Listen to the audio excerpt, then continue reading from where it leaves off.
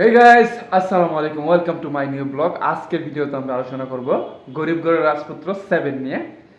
এই পার্টটা যে খুবই জমজমাট হবে আমি আপনাদেরকে আগেই বলছিলাম, কারণ 6 পার্টে কিন্তু অনেক কিছু টুইস্ট দেখাইছে আমাদেরকে, যেগুলো আমাদেরকে পর্বের প্রতি, সিরিজের প্রতি মন আরও আকর্ষণ কাটছে। যেহেতু গরিব ঘরের 7 পার্টে আমরা দেখলাম মিরাজ তার পুরনো যে ক্ষমতা ছিল, বডি সডি গাড়ি বাড়ি নিয়ে সব কিছু সে তার বৃষ্টির বাবার থেকে সব কিছু পাইছে, অফিস বুঝিয়ে পাইছে। যেমন মিরাজ তখন কল্পনা করতেছে, মানে তার আগের ইয়াগুলি, তার বন্ধু, তার কাকা কাকি যে তার সাথে দুর্নীতিগ্রস্ত সম্পত্তি নিয়ে। আচ্ছা, আপনারা এই ভিডিওটা একটু দেখেন, তারপর কিছু কথা বলতেছি। পালন করা এই চেয়ারে সত্যি তোমাকে খুব মানিয়েছে। আমার মা একদম সত্যি কথা বলেছে। হ্যাঁ শোনো, তুমি কিন্তু এখন থেকে আবার কোটিপতি। তোমাকে হচ্ছে সাব্বির, ব্রিলিয়ান্ট ছেলে, আমার হেড অফিস থেকে।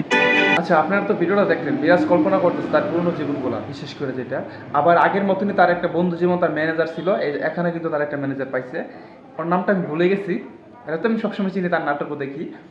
তারপর মিরাজ কি অবশেষে নাটকের শেষ পর্যায়ে আমরা দেখলাম মিরাজকে অবশেষে মেঘলার কাছে ধরা পড়ে যাবে, সে যে বিয়ে করছে আরেকটা, নাকি এই জায়গায় কোনো টুইস্ট আছে?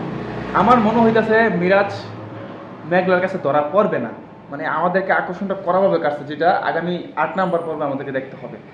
ভেরি নাইস, বিশ্বাস করবেন গরিব ঘরের রাজপুত্রের প্রতি, মানে আমার বাংলা আমি জীবনে অনেক নাটক দেখছি, সিরিজ দেখি নাই, কিন্তু এরকম আমি ইন্টারেস্টিং, মানে এরকম আকর্ষণীয়, মানে যত সিরিজ হইতাছে, এত সিরিজের পর্ব যত বাড়তেছে, এত মানে নাটকের প্রতি আকর্ষণ বাড়তেছে। বিশেষ করে যেটা মানে বেস্ট অভিনয় মিরাজ খান, বেস্ট অভিনয় অনন্যা খান, বেস্ট অভিনয় আপনার বৃষ্টি, বিশেষ করে যেটা।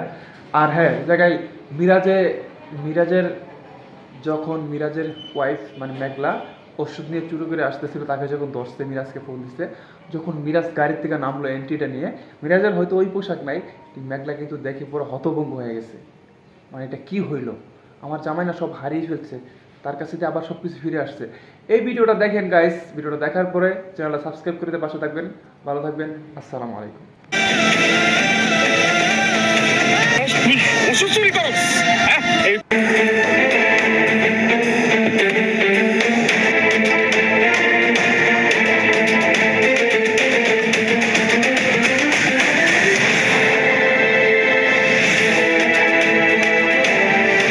তুমি কাল রাত কথা কইতাছিল।